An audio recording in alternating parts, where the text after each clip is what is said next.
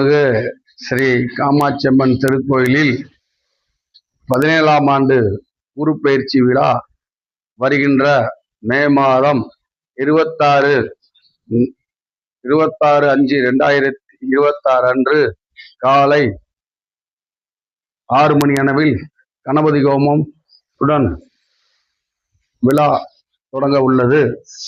குரு பகவான் காலை 11 மணி அளவில் பயிற்சி ஆகிறார். அன்றைய தினம் யாகசாலை முடிந்து அபிஷேக ஆராதனை முடிந்து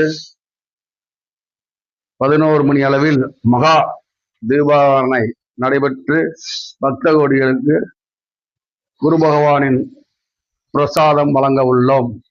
பக்த கோடிகள் தங்களின் பெயரை திருக்கோயில் பதிவு செய்து குரு பகவானின் அருளையும் ஆசியும் பெற வேண்டுமாய் உங்களை வேண்டுகிறோம்.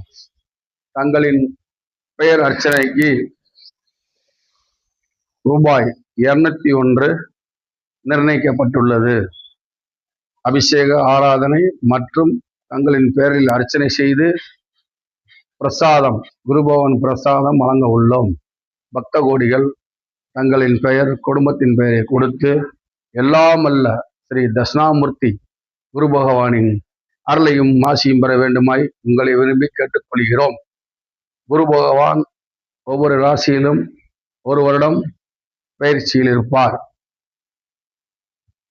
சனி பகவான் 2 வருடத்துக்கு ஒரு முறை பயிற்சி ஆகிறார்.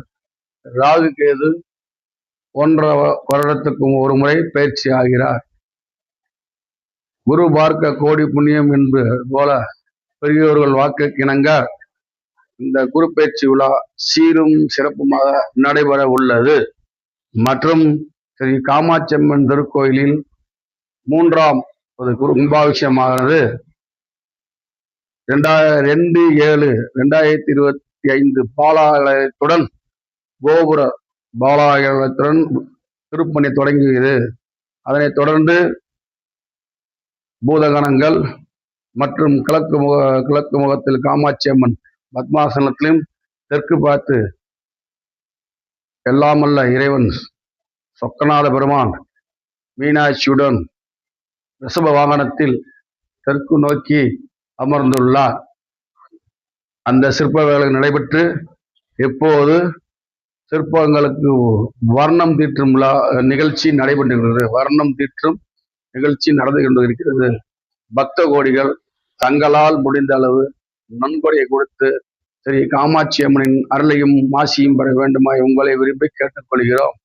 மற்றும் இந்த ஆனி மாதத்தில் கும்பாபிஷேகம் நடைபெறுவதற்கு பெரியோர்களிடம் ஆலோசனை பெற்று இந்த ஆனி கடைசியில் கும்பாபிஷேகம் நடத்தலாம் என்று நிச்சயிக்கப்பட்டு உள்ளது.